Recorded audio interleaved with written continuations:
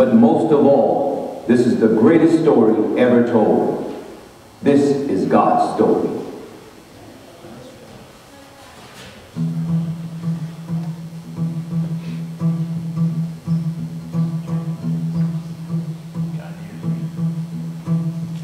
In the first year of Cyrus, king of Persia, in order to fulfill the word of the Lord spoken by Jeremiah, the Lord moved the heart of Cyrus, king of Persia, to make a proclamation throughout his realm, and also to put it in writing.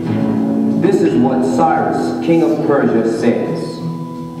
The Lord, the God of heaven, has given me all the kingdoms of the earth, and he has appointed me to build a temple for him at Jerusalem in Judah. Any of his people among you may go up to Jerusalem in Judah and build the temple of the Lord, the God of Israel, the God who is in Jerusalem. And may their God be with them. And in any locality where survivors may now be living, the people are to provide them with silver and gold, with goods and livestock, and with free will offerings for the temple of God in Jerusalem. Then the families, heads of Judah and Benjamin, and the priests and Levites, everyone whose heart God has moved, prepare to go up and build the house of the Lord in Jerusalem. All their neighbors assisted them with articles of silver and gold, with goods and livestock, and with valuable gifts, in addition to all the free will offerings. Moreover, King Cyrus brought out the articles belonging to the temple of the Lord, which Nebuchadnezzar had carried away from Jerusalem and had placed in the temple of his God.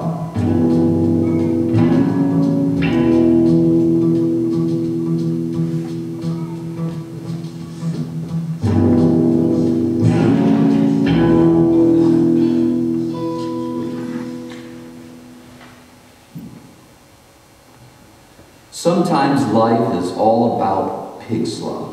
The prodigal son can tell you about the pig slop.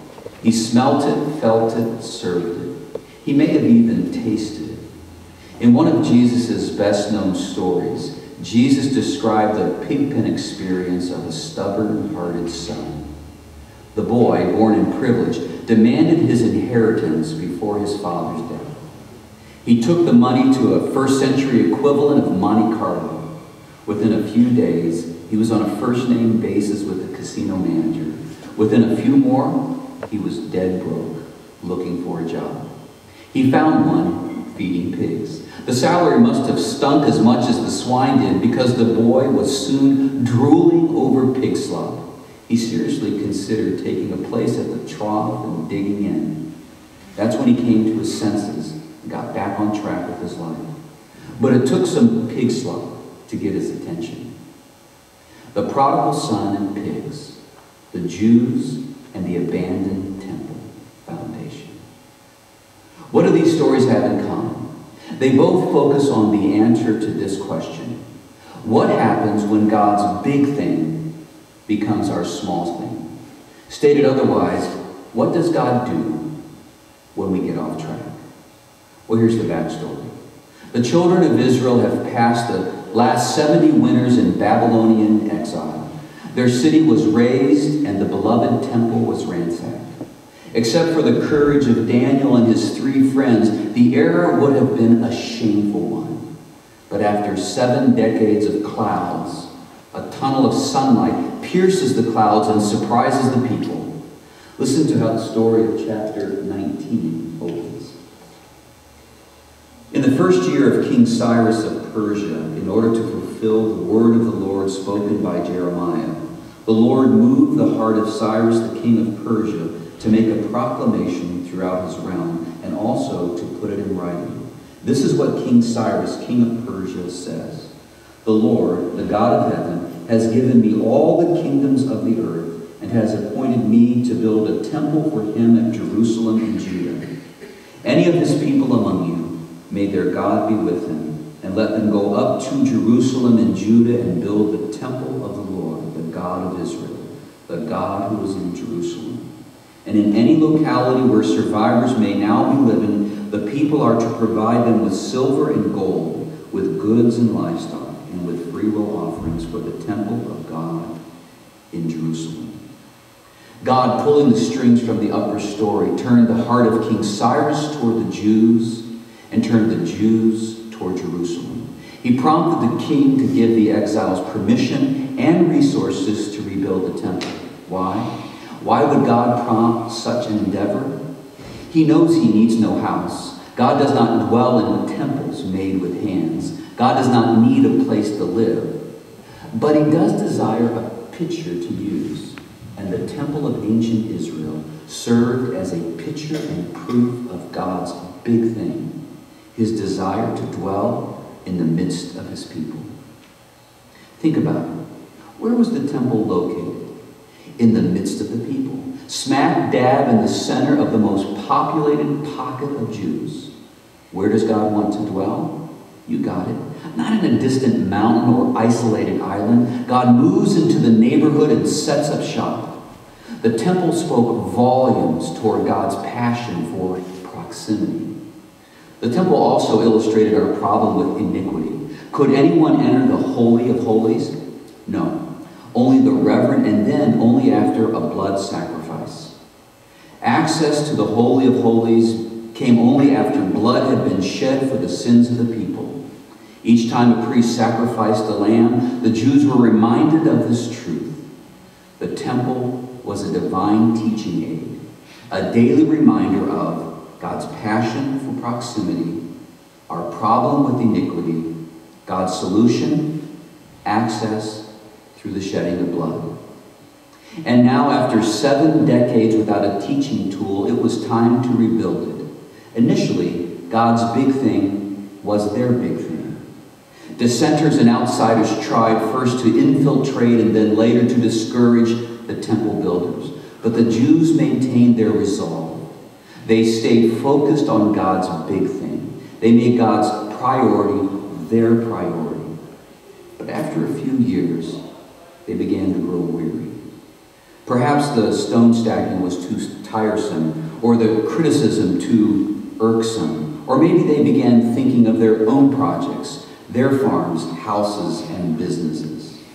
And one by one, little by little, person by person, they turned away from God's big thing and quit working on the temple. In the lower story, God's big thing became their small thing.